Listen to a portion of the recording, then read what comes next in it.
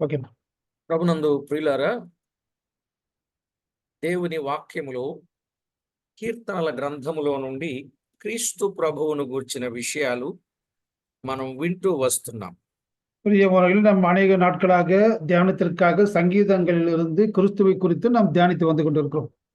మా సంఘంలో 1వ కీర్తన నుండి 150 కీర్తనలు ధ్యానం చేశాం. మళ్ళా 150 నుండి 1వ కీర్తన వరకు కూడా ధ్యానం చేశాం.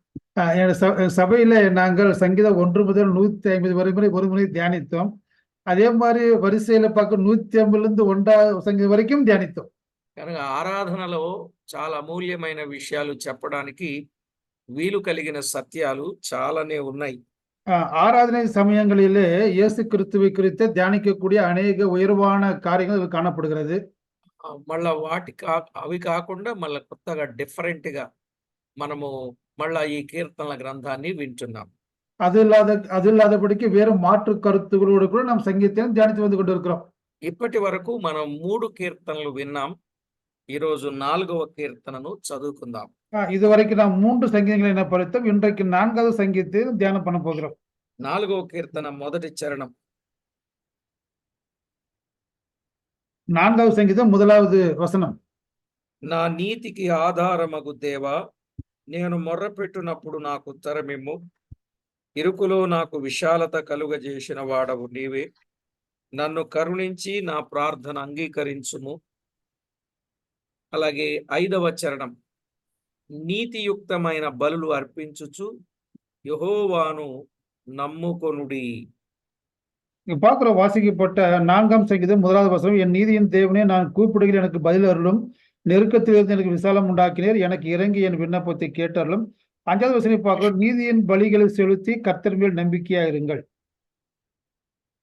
చదవబడిన ఈ కీర్తన కొరకై ప్రార్థన చేసి విందాం. வாசிக்கப்பட்ட வேத பகுதியை ஜெபித்து நாம் தியானிக்கலாம். పరిశుద్ధుడవైన మా పరమ తండ్రి, పరమందు ఆసీనుడవైన మా ప్రియ ప్రభువా, మీకు స్తోత్రములు. பரிசுத்தமுள்ள பிதாவே, பரலோகத்தில் வாசம் செய்யக்கூடிய தேவனே, நாங்கள் உம்மை ஸ்தோத்திரிக்கிறோம். మీ దివ్య వాక్యములో నుండి అమూల్యమైన సంగతులను, ఆధ్యాత్మిక సంగతులను మేము ధ్యానము చేయగలుగునట్లు మీ ఆత్మ సహాయం మాకిచ్చి మమ్మను నడిపించుచు ఉన్నందుల కొరకై స్తోత్రములు. உன்னுடைய தெய்வீக வசனத்திலிருந்து ஆவிக்குரிய காரியங்களையும் அம்புலிமான உன்னதமான காரியங்களும் தியானிக்கப்படும்படியாக நீர் எங்களுக்கு கற்றுக் கொடுக்கிற படங்களுக்கு நாங்கள் உண்மை ஸ்தோத்திரிக்கிறோம். ఏ యోగ్యత మాలో లేకపోయినప్పటికీ మమ్మను ప్రేమించి మా ఎడల మీరు చేసుకున్న జాలికై, కృపకై కృతజ్ఞతలు చెల్లిస్తున్నాం. எந்த அருகதையும் இல்லாமல் இருக்கின்ற பொழுது நீர் எங்களை கிருபை காண்பித்து கருணை காண்பித்து சேர்த்துக் கொண்டதற்கு நன்றி செலுத்துகிறோம். మా పట్ల మీరు చేసిన, చూపిన మేలులను బట్టి మిమ్మును ఎంతో స్తుతిస్తూ ఉన్నాం. நீர் எங்கள் மீது காராட்டின செய்த பெரிய காரியங்களுக்கு நாங்கள் உண்மை நன்றி துதிக்கிறோம். మా ప్రభువా, మమ్మను మీరు జ్ఞాపకం చేసుకొని మీ అందు మేము స్థిరముగా ఉండునట్లు విశ్వాసము నుండి సడలిపోకుండా, కుడి ఎడమలకు చొట్రిల్లిపోకుండా గురి యొద్దకే పరుగెట్టి రాగలుగునట్లు మీ వాక్యము చేత బలపరుస్తున్నందుకు స్తోత్రం. ஒவ்வொரு நாளும் ஸ்திரப்படும்படியாக, பலப்படும்படியாக, விசுவாசம் வளர செய்யப்படும்படியாக, வலது இடதுபுறம் சாயாதபடிக்கு நாங்கள் உண்மையை நோக்கி ஜீவிக்கப்படும்படியாக வழி நடத்தி வருகின்ற கிருபைகளுக்கு நாங்கள் உண்மை ஸ்தோத்திரிக்கிறோம். ప్రతి విషయంలో మీ సహాయం ఇచ్చి నడిపించుచున్నందుకు స్తోత్రాలు అర్పిస్తూ ஒவ்வொரு காரியத்திலும் நீர் எங்களை நடத்துகிறதற்காக நாங்கள் உண்மை ஸ்தోத்திரத்தை ஏறெடுத்து మా ప్రభువైన యేసు క్రీస్తు నామమున స్తుతించి ప్రార్థించి వినయులమై వేడుచూ ఉన్నాం మా పరమ తండ్రి. ஆண்டவராகிய உன்னதமான இயேசு கிறிஸ்து நாமத்தினாலே தாழ்மையோடு கூட ஜெபத்தை ஏறெடுக்கிறோம் நல்ல பிதாவே. ఆమేన్. ఆమేన్.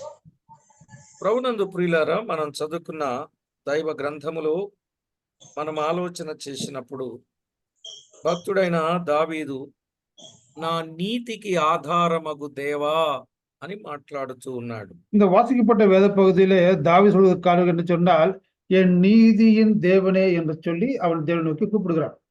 నీతికి ఆధారమైన దేవుడు ఆయనే గనుక నేను ఆయనకి ఏం చేస్తానో చెప్పాడు. మిగిలిన వారు కూడా ఏం చేయాలో 5వ చరణంలో చెప్పాడు. நீதியின் தேவனே என்று சொல்லி அவர் மீது விசுவாசம் வைத்து செய்யக்கூடிய காரியத்தை சொன்னார். மற்றவர்கள் என்ன செய்ய வேண்டும் என்ற காரியத்தை குறித்தும் 5 அவர் சொல்லுகிறார். ఆయన నీతికి ఆధారమైన వాడు, அவர் நீதிக்கு ஆதாரமாய் காணப்படுகிற தேவன். మాత్రమే కాదు ఆయన నీతిపరుడైన వాడు. அவர் நீதிக்கு ஆதாரமானது மாத்திரமல்ல, அவர் நீதி உள்ளவரும் கூட. యెషయా గ్రంథం 45వ అధ్యాయం 21వ వచనం. ஏசாயா 45:21 நம்ம அதை குறித்து நாம் பார்க்க முடியும். ఆయన నీతిపరుడైన దేవుడు అని వ్రాయబడింది. அங்க பார்க்குற ஏசாயா 45:21 பார்க்கின்ற பொழுது அவர் நீதிபரரும் ரட்சகருமாகிய தேவன் நாம் பார்க்கிறோம். చూడండి ప్రియులారా, ఆయన నీతిపరుడైన దేవుడు అనడానికి ఎన్నో ఆధారాలు మనము గమనిస్తాం. அவர் நீதியுள்ளவர் என்று சொல்லப்படுவதற்கு எத்தனையோ ஆதாரங்களை வேதத்திலிருந்து பார்க்க முடியும். చదువుకుందాం దేవుని వాక్యంలో. படிக்கலாம் ஏசாயா 45:21 கூட. చివరి భాగంలో, నేను నీతిపరుడనగు దేవుడను, రక్షించువాడను నేనే, నేను తప్ప మరి ఏ దేవుడును లేడు అని అన్నాడు. 2வது பகுதிக்கு பார்க்கின்றோம். கர்த்தராகிய நான் அல்லவோ நீதிபரரும் ரட்சகருமாகிய என்னை அல்லாமல் வேறே தேவன் இல்லை, என்னை தவிர வேறு ஒருவரும் இல்லை. ఆయన నీతిపరుడైన దేవుడే కాదు, ఆయన నోటి మాట కూడా ఎలాంటిదో చెప్పాడు. 23వ వచనం. அவர் நீதிபரரும் மாத்திரமல்ல, அவருடைய வாயின் வார்த்தைகள் எப்படிப்பட்டது என்று 23வது வசனத்தில் கூட பார்க்க முடியும். నీతిగల నా నోటి మాట బయలుదేరి ఉన్నది అన్నాడు. 2வது பேர் பார்க்கிறோம். నీతిగల నా నోటి మాట అన్నాడు. அங்க 2வது பேர் பார்க்க 23 என் நீதியான வார்த்தை என் வாயிலிருந்து புறப்பட்டது என்று பார்க்கிறோம். కనుక ఆయన మాటలో కూడా నీతి ఉన్నది అన్నాడు. அவர் వార్த்தையிலும் கூட நீதி இருக்கிறது என்று பார்க்கிறோம். 24 వచనంలో యెహోవా యందే నీతి బలములున్నవి అని అక్కడ చెప్పాడు. அங்க பார்க்கிறோம் கர்த்தரிடத்திலே நீதியும் வல்லமையும் உண்டு என்று பார்க்கிறோம். ఆయన యందే నీతి బలములున్నవని జనులు ఆయనను గూర్చి చెప్పుకుంటారు అని ఆయనే చెప్పాడు. அவரே நீதியும் வல்லமை உண்டு என்று சொல்லி அவரே அதை சொல்லுகிறார் என்று பார்க்கிறோம். ఆయన యొద్దకే మనుషులు వచ్చెదరు అని కూడా చెప్పాడు. அவரிடத்திலே மனிதர்கள் வருவார்கள் என்று சொல்லி நாம் பார்க்கிறோம். ఆయన యొద్దకే మనుషులు రావాలి. ఎందుకంటే నీతిపరుడగు దేవుడు ఆయనే, నోటి మాట నీతి కలిగినది, ఆయన యందే నీతి బలములున్నవి గనుక మనుషులందరూ ఆయన యొద్దకు రావాలి. தேவனின் நீதிபரர், அவர் வாயிலிருந்து நீதியின் வார்த்தை வெளிப்படுகிறது. அது மாத்திரமல்ல, அவர் காரியங்களும் நீதியின் காரியம் வல்லமையுள்ள காரியமா இருக்கிறது. அதனால் உலகத்தின் ஜனங்கள் வருகிறார்கள். వచ్చిన వారిని ఆయన ఏం చేస్తాడో 25వ వచనంలో చెప్పాడు. அவரிடத்து வந்தவர்கள் தேவன் என்ன செய்கிறார் என்று நாம் பார்க்கின்ற பொழுது, యెహోవా యందే ఇశ్రాయేలు సంతతి వారందరూ నీతిమంతులుగా ఎంచబడిన వారై అతిశయపడుదురు అన్నాడు. அங்க பார்க்கிறோம் இஸ்ரவேல் சந்ததி யாவரும் கூட கர்த்தருக்குள் நீதிமான்களாக்கப்படுகிறார்கள் பார்க்க முடியும். కనుక దైవ లేఖనంలో ఆయన నీతిమంతులుగా చేయువాడు అనేది కూడా మనం ఇక్కడ చూస్తున్నాం. அவர் இஸ்ரவேல் தேடி வந்த ஜனங்களை அவர் நீதிமான்களாக கூட மாற்றக்கூடியவர் என்று நாம் பார்க்கிறோம். ఆయన నీతికి ఆధారమైన వాడు గనుక ఆయన నీతిమంతులనుగా చేస్తాడు. அவர் நீதிக்கு ஆதாரபூர்வமாய் காணப்படுவதனாலே மற்றவர்களை அவர் நீதிமான்கள் ஆக்குகிறார். నీతి కలిగిన వారుగా ఉన్నారో లేదో కూడా ఆయన పరిశీలించేవాడుగా ఉన్నట్లుగా చూస్తాం. அது மாத்திரமல்ல, அவர்கள் நீதியில் இருக்கிறார்களோ இல்லை என்று கூட அவர் பரிசீலித்து பார்க்கக்கூடிய தேவனாய் காணப்படுகிறார். ఆయన నీతినే ప్రేమిస్తాడు అన్నాడు. 11వ కీర్తన 7వ చరణం. కీర్తన ఎంతన్నా? కీర్తన 11:7. சங்கீதம் 11:7 நாம் பார்க்கின்ற பொழுது அவர் நீதியை அன்பு செய்கிறார் என்று பார்க்கிறோம். சங்கீதம் 11:7. యెహోవా నీతిమంతుడు, ఆయన నీతిని ప్రేమించువాడు. தேவன் கர்த்தர் நீதி உள்ளவர், அவர் நீதியின் மேலே பிரியப்படுகிறார். చూసారా, ఆయన నీతిమంతుడు, ఆయన నీతినే ప్రేమిస్తాడు. அவர் நீதி உள்ளவர், அவர் நீதியின் மேல் பிரியப்படுகிறார். 5వ చరణంలో యెహోవా నీతిమంతులను పరిశీలించుచున్నాడు అన్నాడు. 5ல பார்க்கிறோம், தேவன் கர்த்தர் நீதி உள்ளவனை சோதிக்கிறார்ன்னு நான் பார்க்கிறோம். చూసారా? యెహోవా నీతిమంతులను పరిశీలిస్తూ ఉంటాడు. கர்த்தர் ఎందుకు நீதிமானை அவர் పరిశీలిస్తాడు? சோதித்தருகிறார்னு பார்க்கிறோம். నీతిమంతులకు బహుమానమిచ్చుటకు ఆయన పరిశీలిస్తాడు. ஏன் அவரை சோதிக்கிறார் என்று சொன்னால், நீதிமானுக்கு வெகுமதி கொடுக்க அவர் சோதிக்கிறார். కనుక ప్రభునందు ప్రియులారా, మన ప్రభువైన యేసుక్రీస్తు ఒక్కడే ఆయన నీతిమంతుడు. ఆయన నీతిమంతులనుగా చేస్తాడు. నీతిగా ఉన్నామో లేదోనని ఆయన పరిశీలన కూడా చేస్తాడు. ஆண்டவராகிய இயேசு கிறிஸ்து நீதிமான், அவர் மற்றவர்களை நீதிமானாக்குகிறார். அது மாத்திரமல்ல, அவர் நீதிமான்களை சோதித்து கூட அவர் அறிகிறார் என்று பார்க்க முடியும். దైవ గ్రంథంలో మనం ఆలోచన చేసినప్పుడు యోహాను రాసిన మొదటి పత్రిక 2వ అధ్యాయం మొదటి వచనంలో நம்ம வேதத்திலிருந்து பார்க்கிறோம். 1 யோவான் 1வது யோவான் 2ஆம் அதிகாரம் 1வது வசனம். ఆయన నీతిమంతుడైన ఉత్తరవాది అనే మాటలు కూడా చూస్తాం. அங்க பார்க்கிறோம், நீதி பரராகிய கிறிஸ்து என்று நாம் பார்க்க முடியும். 1:9లో ఆయన నమ్మదగిన వాడు నీతిమంతుడు అనే మాట చూస్తాం. 1:9 பார்க்கிறோம், அவர் நம்பிக்கையுள்ளவர், அவர் நீதிமான் என்று கூட நாம் பார்க்க முடியும். పేతురు రాసిన మొదటి పత్రిక 3:18లో అనీతిమంతులను నీతిమంతులుగా మార్చువాడు అని కూడా చూస్తాం. 1 பேர் 3:18 பார்க்கிறோம், அநீதி உள்ளவனை தேவன் நீதிமானாக மாற்றுகிறார் என்று கூட பார்க்க முடியும்.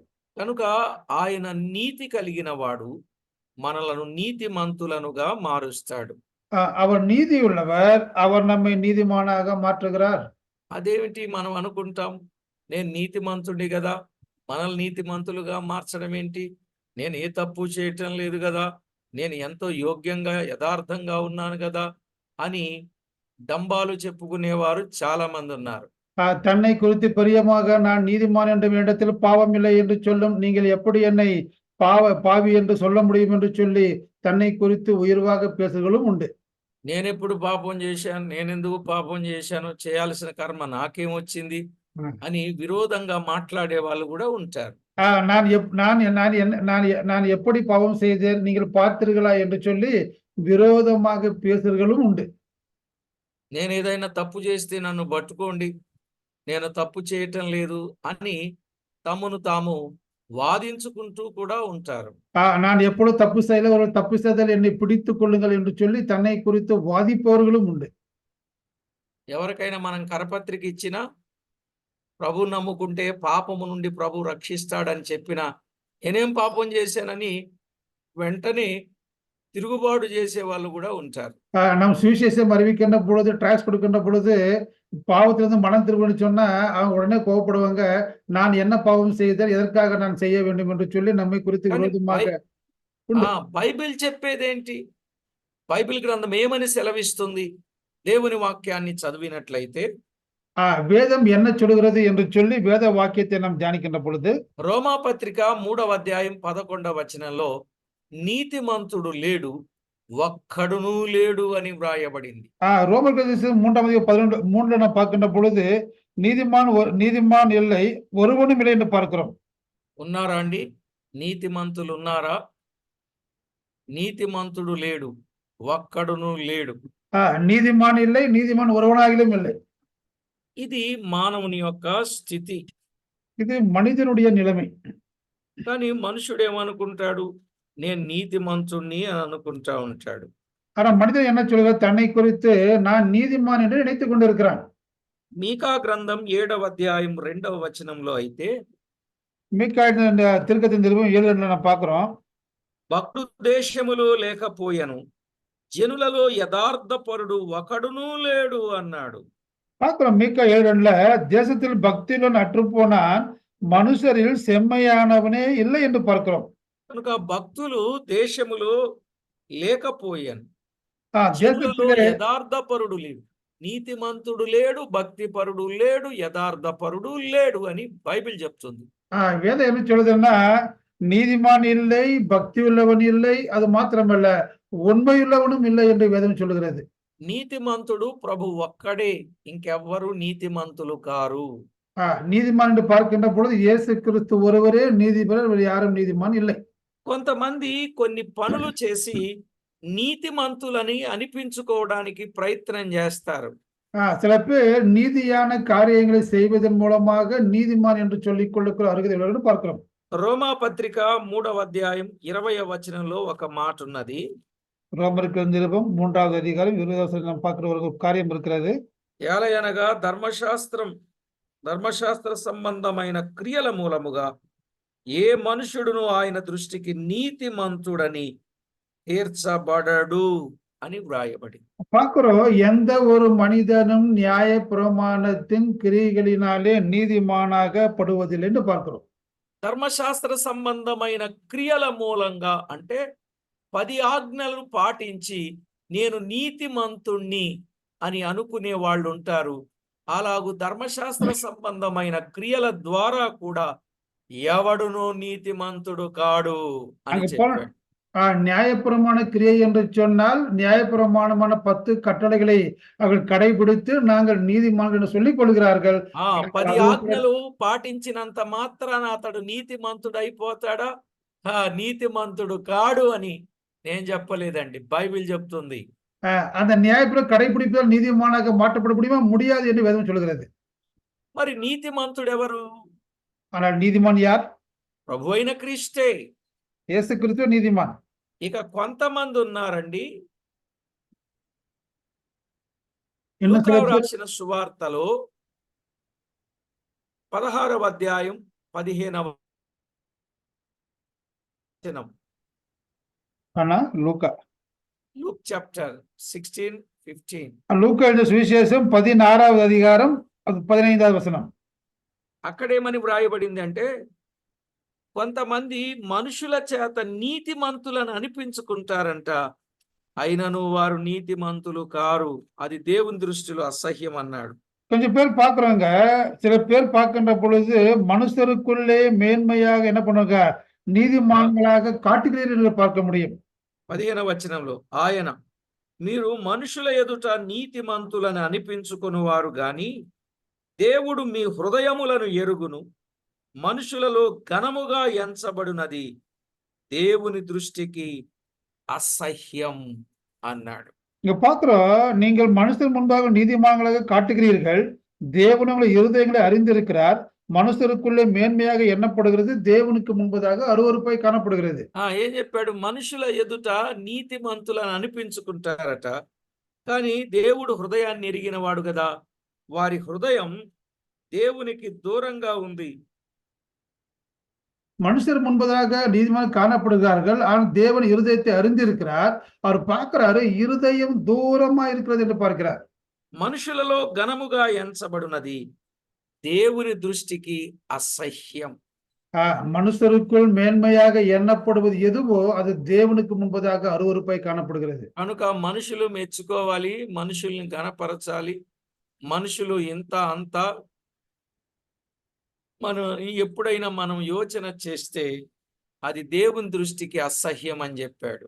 மனுஷனமே உயர்வா எண்ண வேண்டும், மனுஷனை நம்மை மதிக்கப்பட வேண்டும் என்று சொல்லி நாம் மேன்மையாக எண்ணப்படுகிற காரியம் எல்லாம் దేవునికి முன்பாக అరువరుపాయి కానப்படுகிறது. కనుక ఈ విషయాన్ని ప్రతి ఒక్కరూ జాగ్రత్త చేసి, కనుక దీనిని బట్టి చూస్తే ఏ మనుషుడు నీతిమంతుడుగా లేడు, యథార్థపరుడుగా లేడు, భక్తిపరుడుగా లేడు. இவையெல்லாம் பார்க்கின்ற பொழுது எந்த ஒருவரும் நீதிமானாகவும் இல்லை, பக்திமானாகவும் இல்லை, உண்மையாகவும் இல்லை. ఆయన ఒక్కడే నీతిపరుడు, அவர் ஒருவரே நீதிமான். నేను చెప్పడం కాదు, బైబిల్లో ఒక అన్యురాలు ఆయనను గురించి సాక్ష్యం ఇచ్చిన సందర్భం. வேதாகமத்துல ஒரு அந்நிய ஸ்திரீ வந்து அவரை குறித்து இப்படி சாட்சி கொடுக்கிறார்கள். మత్తయి రాసిన సువార్త 27వ అధ్యాయం 19వ వచనాన్ని చదువుకుందాం.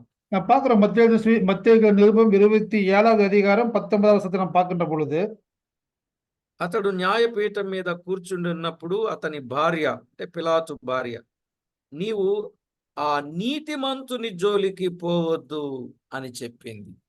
பிலாத்து மனைவி சொல்ற அவர் ஆள் எழுப்பி அந்த நீதிமானை ஒன்றும் செய்ய வேண்டாம் என்று சொல்லி பிலாத்துவின் மனைவி பிலாத்து சொல்லுகிறார். ఈ ప్రొద్దు ఆయనను గూర్చి నేను కలలో మిక్కిలి బాధపడి తినని అతని యొద్దకు వర్తమానము పంపెను. அவர் నిమిత్తం நான் இன்றைக்கு சொப்பனத்தில் வெகு அதிகமாக பாடுபட்டேன் என்று சொல்ல சொன்னார். కనుక ఒక అన్యురాలు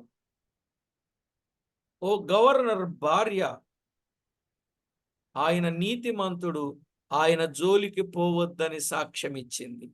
ஒரு அந்நிய ஸ்திரீ தேவனை அறியாதவள், ஆனால் கவனுடைய மனைவி நீ அவனுடைய காரியத்துக்கு போக வேண்டாம் என்று சொல்ல சொன்னார். అన్యురాలే కాదు, మార్క్స్ వార్త 1:24లో దయ్యాలు పట్టిన వాడు కూడా ఆయన నీతిమంతుడు పరిశుద్ధుడు అని సాక్ష్యం ఇచ్చాడు. நாம் பார்க்கிறோம் மார்க் 1:24 நாம் பார்க்கின்ற அஸ்தாவிப்படத்தை படுக்கின்ற பொழுது உண்மையாகவே நீர் தேவனுடைய பரிசுத்தர் என்று சொல்லி சத்தம் பார்க்கிறோம். అన్యురాలు సాక్ష్యం ఇవ్వడం, దెయ్యాలు పట్టిన వాడు సాక్ష్యం ఇవ్వడం, ఆఖరికి 100 మంది చేత సిలువ వేయబడటానికి అప్పగించుకున్న వ్యక్తి ఉన్నాడే శతాధిపతి, ఆ శతాధిపతి కూడా ఈయనను గూర్చి ఓ గొప్ప సాక్ష్యం ఇచ్చాడు. ஒரு அந்நிய ஸ்திரீயாகட்டும், ஒரு பிசாசு பிடித்தவனாகட்டும், 100க்கு அதிபதி இயேசுவை சிலுவையில் அறைந்தானே, அவன் கூட பார்க்கின்ற பொழுது இவரை குறித்து சாட்சி கொடுக்கிறான். లూకా వ్రాసిన సువార్త 23వ అధ్యాయం 47వ వచనంలో ఆ మాట వ్రాయబడింది. பார்க்கிறோம் லூக்கா சுவிசேஷம் 23:47 வசனத்துல அந்த 100க்கு அதிபதி சாட்சி குறித்து நாம் பார்க்க முடியும். ఆ నీతిమంతుని జోలికి పోవద్దని చెప్పడమే కాదు, ఆయన నీతిమంతుడని చెప్పడమే కాదు, ఈ శతాధిపతి ఏమన్నాడు తెలుసండి? ఈయన నిజముగా నీతిమంతుడు, ఈయన నిజముగా నీతిమంతుడు అన్నాడు. அதை நீதிமான காரியத்துக்கு போக வேண்டாம், அவரை குறித்து எதுவும் செய்ய வேண்டாம். அது மாத்திரமல்ல, இந்த 100க்கு அதிபதி எல்லா சம்பவத்துக்கு எல்லாவற்றையும் பார்க்க சொன்னா மெய்யாகவே இந்த மனுஷன் நீதிபரனாக இருந்தான் என்று சாட்சி கொடுக்கிறார். కనుక ఈయన నిజముగా నీతిమంతుడు. ఉண்மையாகவே நீதிமான். అప్పటికే కొరడా దెబ్బలు కొట్టారు, వీపంతా దున్నేశారు, పిడిగుద్దులు గుద్దారు, అరచేతులతో సరిచారు, ఆఖరికి బరువును మోయిస్తూ కపాలమనబడిన స్థలానికి తీసుకొచ్చారు, 3 మేకులతో సిలువకు బంధించారు, ఆకాశంలో వేలాడవేశారు, వస్త్రం కొరకు చీట్లు వేశారు, అప్పటికే ఎంతో మంది హేళన చేశారు, చేదు చిరకను కూడా త్రాగించారు. చాలా కార్యాలు జరిగాయి. அவர் சிலுவையை சுமத்தினார்கள், அக்கிரமம் சுமத்தினார்கள், அடிகள் அடித்தார்கள், வஸ்திரத்தை குறித்து சீட்டு போட்டார்கள், பாவத்தை சுமத்தினார்கள், கொள்கதை மைக்கொண்டது 3 ஆணிகள் அடித்தார்கள், முற்கையில் சுடி சினினார்கள், பரிகாச பின்னர் ஏலம் பண்ணினார்கள், அவமானப்பட எல்லா விதமான கஷ்டங்களும் துன்பங்களையும் அவமானங்கள் கொடுத்தார்கள். ఇంత జరిగిన తర్వాత 5 అద్భుతాల ఆశ్చర్యాలు అక్కడ జరిగాయి. இவை எல்லாம் நடந்த பின்பு அங்க 5 அற்புதமான காரியங்களை குறித்து நடந்ததுன்னு பார்க்க முடியும். అక్కడ జరిగిన అద్భుత కార్యాలను బట్టి అప్పటికి ఎంతో మందిని సిలువ వేయించాడు కానీ ఎప్పుడు జరగని కార్యాలు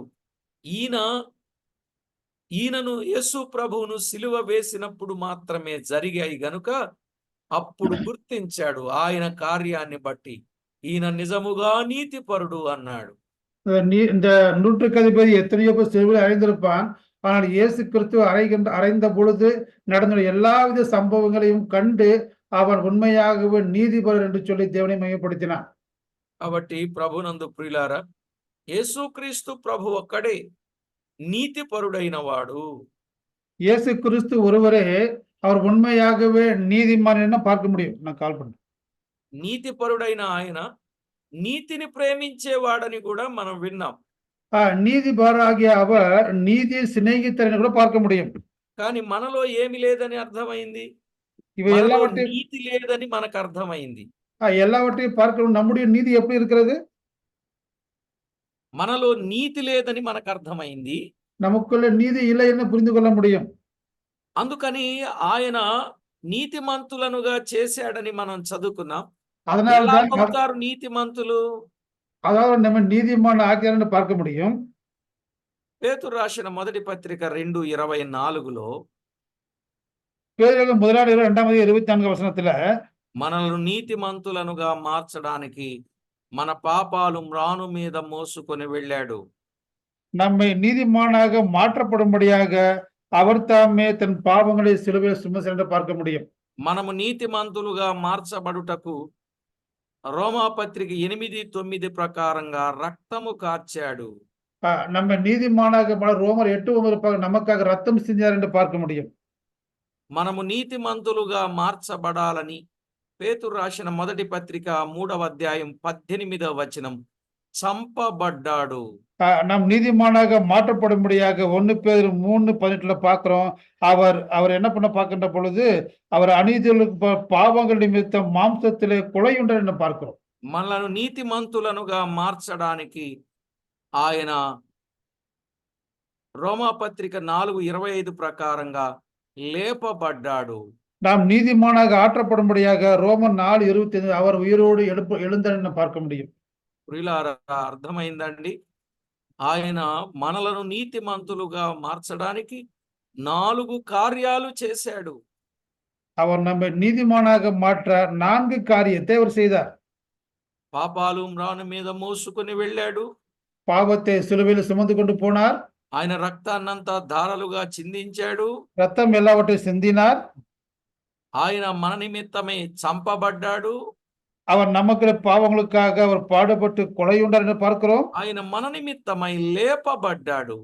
அவர் நம் நிமித்தமாக அவர் மீண்டும் உயிரோடு எழுந்து வந்தார் என்று பார்க்க முடியும். కనుక ఇంత గొప్ప పుణ్య కార్యాన్ని చేయడము ద్వారా మనము నీతిమంతులం అవ్వడానికి ఒక ఆధారాన్ని ఆయన ఏర్పాటు చేశాడు. இப்படியாக இந்த பாடுகள் மூலமாக நம் நீதிமான்களும் மாற்றப்படக்கூடிய ஆதாரத்தை நமக்கு உருவாக்கி கொடுத்தார். మరి మనం ఎలా నీతిమంతులం అవుతాం? ஆனால் நாம் எப்படி நீதிமான்களாக்கப்படுகிறோம்? నీతిమంతులుగా మార్చబడాలని ఇంత గొప్ప పుణ్యకార్యం చేశాడు. పుణ్యకార్యం చేస్తే నీతిమంతులం అవలేం. அவர் நீதிமானாக மாற்றப்படும் எல்லா புண்ணிய காரியத்தையும் செய்தார். ஆனால் நாம் எப்படி நீதிமானாக மாற்றப்படுகிறோம்? ఆయన చేసిన కార్యం ఆయన చేశాడు. మనము చేయాల్సిన పని మనం చేయాలి.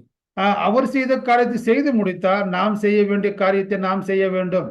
మనలను నీతిమంతులుగా మార్చడానికి ఇంత గొప్ప త్యాగాన్ని చేశాడు. మరి మనం నీతిమంతులను కావడానికి మనమేం చేయాలి? நம்ம நீதிமானாக மாற்ற இவ்வளவு பெரிய காரியத்தை செய்தார். நம்ம நீதிமானாக நாம் அவருக்காக என்ன செய்ய வேண்டும்? రోమాపత్రిక 3వ అధ్యాయం 24వ వచనంలో చెప్పాడు. రోమర్కు నిరుపం 3వ అధ్యాయం 24వ వచనం. అక్కడున్న మాట నమ్ము ప్రతివాడు, చూడండి 3వ అధ్యాయం 24వ వచనం. కాబట్టి నమ్మువారు ఆయన కృపచేతని క్రీస్తు యేసునందలి విమోచనము ద్వారా ఉచితముగా నీతిమంతులని తీర్చబడుచున్నారు అన్నాడు. அவரை நம்பினவர்கள் இலவசமான கிருபையினாலே கிறிஸ்து இயேசுவுக்குள்ள மீட்பை கொண்டு நீதிமான்களாக்கப்படுகிறார்கள் என்று பார்க்க முடியும். కనుక ఆయన నమ్మువారు నీతిమంతులుగా మార్చబడుచున్నారు. தேவனை விசுவாசிக்கிறவனை அவர் நீதிமானாக மாற்றுகிறார்.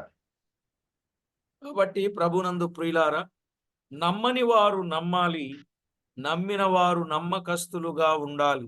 நம்பாதவர்கள் நம்ப வேண்டும், நம்பினவர்கள் விசுவாசத்தினால் நீதிமான்களாக மாற்றப்பட வேண்டும். ఎందుకు నమ్మని వారు నమ్మాలి? ஏன் నమ్మిన వారు నమ్మాలంటే నమ్ముకున్న వారు నీతిమంతులుగా మార్చబడతారు.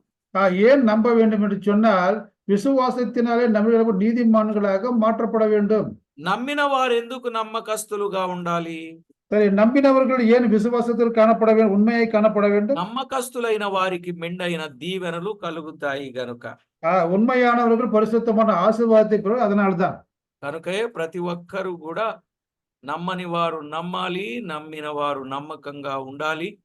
అలాగున ఉండి దేవుణ్ణి మహిమపరచాలి.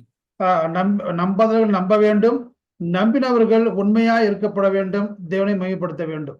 ఆయన నీతిమంతుడైన వాడు గనుక ఆయన నీతిని జరిగించాడు. ప్రియులారా, ఆయన పిల్లలమైన మనము కూడా నీతిమంతులముగా ఉండి నీతిని జరిగించే వారిగా ఉందాం. அவர் நீதி எனக்கு நடப்பினார். அவர் நம்பின நாம் கூட நீதி என காரியத்தை நடப்பிக்க வேண்டும். నీతిమంతులుగా ఉండుట వలన ఎన్నో ప్రయోజనాలు ఉన్నాయి. వాటిని ధ్యానం చేయాల్సిందిగా ప్రభు పక్షంగా మనవి చేస్తూ ఉన్నాను. நீதிமானாக இருப்பதன் மூலமாக கிடைக்கக்கூடிய எவ்வளவோ பலன்கள், ஆதாயங்கள் இருக்கிறது. அதை நாம் தியானிக்க போகிறோம். ప్రార్థన చేసుకుందాం. ஜெபம் செய்யலாம். ఒకవేళ ఇప్పటి వరకు నీతిమంతులు కాకపోతే దేవుడు ఒక అవకాశం ఇచ్చాడు. నీతి లేని ప్రతి వారికి దేవుడు ఒక అవకాశం ఇచ్చాడు. ఆయన రాక సమీపంగా ఉంది. మన ప్రాణం పోక సమీపంగా ఉంది. కనుకని ఆయన వచ్చినా ఈ లోకాన్ని మనం విడిచినా భయము లేకుండా ఉండాలంటే ప్రతి ఒక్కరూ నీతిమంతులుగా మార్పు చెందాలి. అప్పుడే భయం అనేది ఉండదు. அவர் இந்த நாட்களை பார்க்கிற வருகைக்கு ஆயத்தமா இருக்கிறது. நாம் நீதிமானாக மாற்ற ஆயத்தமா இருக்கிறார். ஆனால் நாம் கூட நீதிமான்களாக மாற்றப்பட்டு பயம் இல்லாமல் அவரோடு கூட அந்த ராஜ்யத்தில் பிரவேசிக்க வேண்டும். ఆ విధంగా ప్రతి ఒక్కరూ సిద్ధపడాలని మనవి చేస్తూ ప్రార్థన చేసుకుందాం. அவ்விதமாக ஒருவரும் ஆயத்தப்பட வேண்டும் என்று சொல்லிக்கொண்டு நாம் ஜெபிக்கலாம். పరిశుద్ధుడవైన మా తండ్రి, పరమందు ఆసీనుడవైన మా దేవ, మీ ఘననామానికి వేలాది వందనాలు, కోటాను కోట్లు స్తుతులు స్తోత్రాలు చెల్లిస్తూ ఉన్నాం. பரிசுத்தமுள்ள பிதாவே, பரலோகத்தில் வசம் செய்யக்கூடிய தேவனே, உமக்கு ஆயிரம் ஆயிரம் கோடி கோடி நன்றிகளையும் துதிகளையும் ஸ்தோத்திரங்களையும் உங்களுக்கு ஏறெடுக்கிறோம். మమ్మల్ని ఎంతో ఎక్కువగా ప్రేమించి మీ కృపతో జ్ఞాపకం చేసుకొని దినదినము అనుదినము మా ఎడల జాలి చేసుకొని మా పక్షంగా చేస్తున్న మేళ్లన్నింటిని బట్టి మిమ్మల్ని స్తుతిస్తున్నాం. எங்களை நினைவு கூர்ந்து கிருபையா எங்களை ஒவ்வொரு நாளும் அனுதினமும் எங்களை பாதுகாத்து பராமரித்து வருகின்றதற்காக நாங்கள் ஸ்தோத்திரிக்கிறோம். మా ప్రభువా, మా పట్ల మీరు చేసుకున్న జాలిని బట్టి, దయను బట్టి, చిందించిన రక్తమును బట్టి, మరణాన్ని బట్టి, తిరిగి లేచుటను బట్టి మేము విశ్వాసం ఉంచగా మమ్మను నీతిమంతులుగా మార్చినందుకై కృతజ్ఞతలు చెల్లించుచు, நீர் எங்கள் மீது வைத்த கிருபையினாலே எங்கள் நீதிமானாக மாற்றி ரத்தத்தினாலே உங்களுடைய மரணத்தினாலே உங்களுடைய உயிர்த்தெழுந்ததினாலே நாங்கள் நீதிமான்களாக மாற்றப்பட்டிருக்கிறோம் நினைவு கூர்ந்து మా ప్రభువు మా రక్షకుడైన యేసుక్రీస్తు అమూల్యమైన నామమున స్తుతించి స్తోత్రించి ప్రార్థించి మిక్కిలి వినయముగా బ్రతిమిలాడి వేడుచూ ఉన్నాం మా పరమ తండ్రి. எங்கள் ஆண்டவர் மீட்பருமாக உன்னதமான இயேசு கிறிஸ்து நாமத்தினாலே ஜெபித்து வேண்டிக் கொள்கிறோம் நல்ல பிதாவே. ఆమేన్. ஆமென். ప్రభునందు ప్రియులారా, ప్రభు ఒక్కడే మనలను నీతిమంతులను